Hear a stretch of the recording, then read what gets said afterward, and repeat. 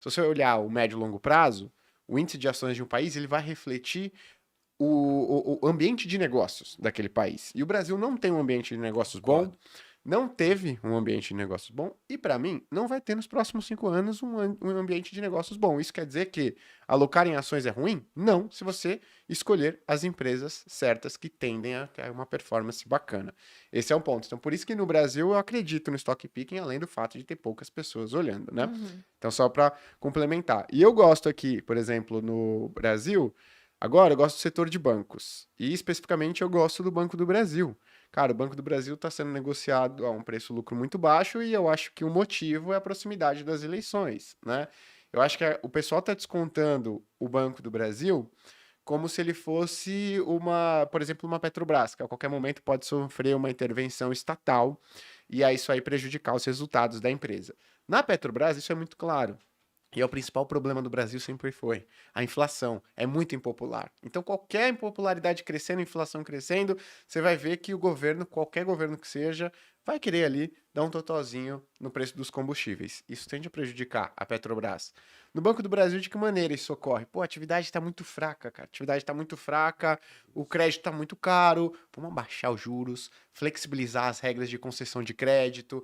E aí o banco começa a emprestar para qualquer um, a taxa de juros mais baixa e aí começa a ver a inadimplência aumentar, resultados sendo prejudicados, porque tem até além disso custos maiores, né? Então aí o branco começa a prejudicar. Então o medo do pessoal hoje é esse. Só que do meu ponto de vista não precisa ser esse medo, porque próximo mandato, né, você vai pegar uma taxa Selic ali em 13,75, 14%, e você vai ver pós 6, 9 meses uma perspectiva de melhora, Uhum. né? Ou seja, juros caindo, né? Atividade, talvez 9 meses, voltando a retomar. E aí, no meu ponto de vista, você não precisa se preocupar com uma intervenção em um banco, né, estatal para reduzir a taxa de juros, porque o mercado inteiro vai estar realizando esse movimento. Então não tem por que você realizar uma taxa de juros maior, aumentar, flexibilizar suas regras de concessão de crédito. Então eu gosto do setor bancário e gosto do Banco do Brasil justamente por isso, né? Então acho que esse é o meu ponto aqui para o Banco do Brasil, Eu não né? tenho opiniões específicas sobre empresas, mas eu começo a ver do movimento dos gestores que eu converso no dia a dia, um aumento marginal justamente em negócios que apanharam muito.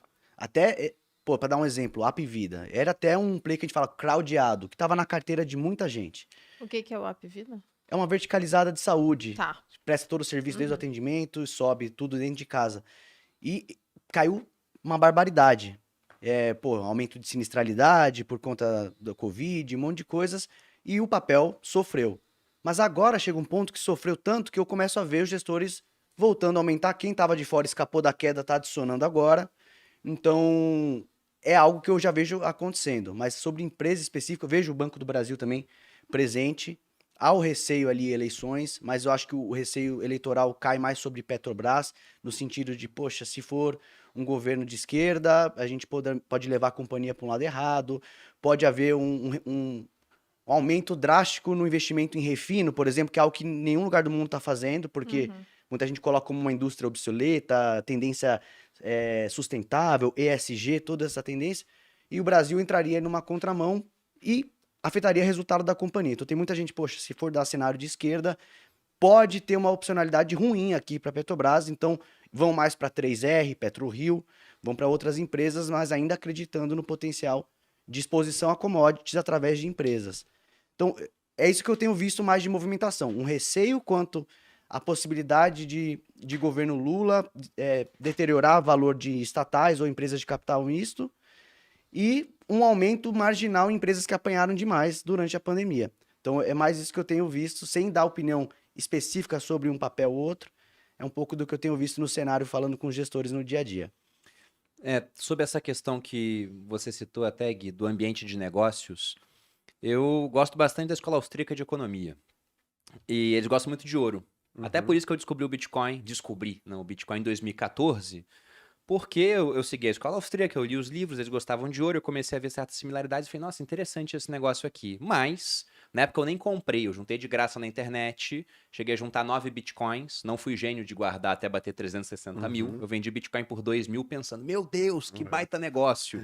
Aí depois vendi a 5 e me senti um idiota por ter vendido a 2. Aí depois vendi a 8 e me senti um idiota por ter vendido a 5. E hoje eu olho pra trás e vejo quão burro eu fui por ter vendido tão barato, mas... Foi ótimo no final das contas. Aquilo deu um gás pra gente chegar no nosso primeiro milhão. Foi mais ou menos 180 mil que a gente ganhou com Bitcoin, numa época que nem se discutia imposto sobre Bitcoin, porque os parlamentares achavam que era tipo milha aérea. Muito bom. Pois é. Mas, Cuidado, hein? falando...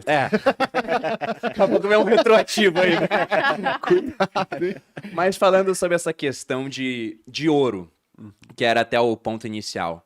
Uma vez eu fui pegar a performance comparada entre a pessoa que teria alocado dinheiro em ouro no pior momento de 2008 e comprado Ibovespa no pior momento de 2008, que foi a crise, né, do subprime, a crise imobiliária americana, a bolsa que caiu pra caramba. E quando eu fiz a comparação, e agora acho que ela tá desse jeito ainda, o ouro teria performado melhor do que o Ibovespa. E aí qual a explicação para isso? Como você disse, o Ibovespa é aquela cesta de empresas que temos no Brasil. Então, aquilo vai refletir a facilidade de fazer negócios que nós temos aqui. Em grande parte, não totalmente, porque tem um truquezinho no Ibovespa também.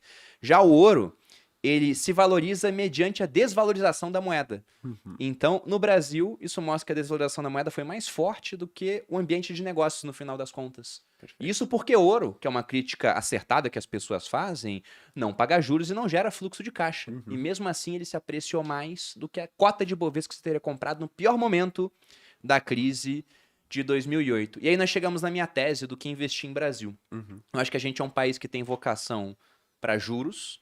O CDI dá uma surra no Ibovespa, em várias janelas. É raro achar uma janela onde isso não aconteceu. A gente é um país com vocação para investir em dólar, porque só o dólar em si dá uma surra em muita coisa também. Quanto mais você pegar o teu dólar para comprar empresas americanas, como aquelas maiores, ou comprar um ETF, super simples de fazer.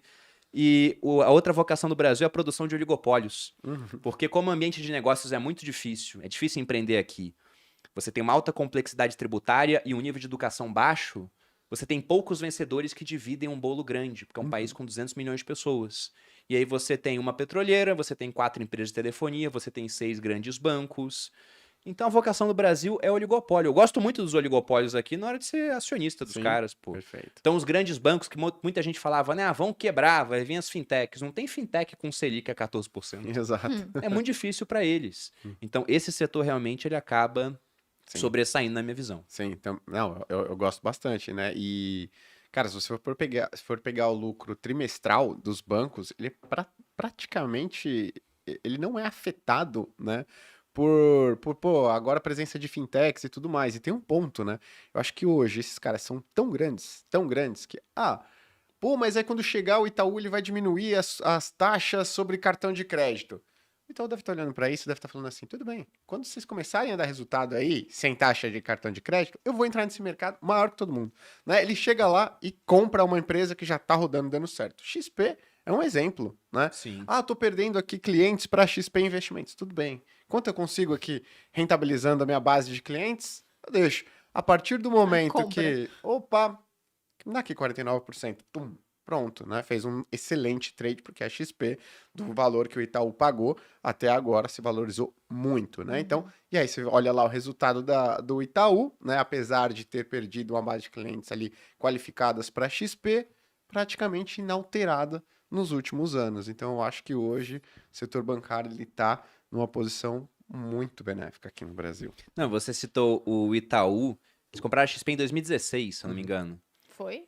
Foi, 2016. 2016, 2017. Então a gente tava ou no finalzinho da crise ou no comecinho da retomada. Aí o Itaú comprou... Aliás, o Itaú comprou a XP. Aí você volta em 2008, crise, subprime, como eu falei aqui, compraram o Unibanco.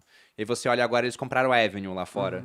Então eu fico pensando, na próxima crise, quem que eles vão comprar? Exato. Eles sempre fazem uma compra no momento bom de mercado. Os caras são muito bons em alocar capital. E são muito bons em rentabilizar o patrimônio que eles têm também.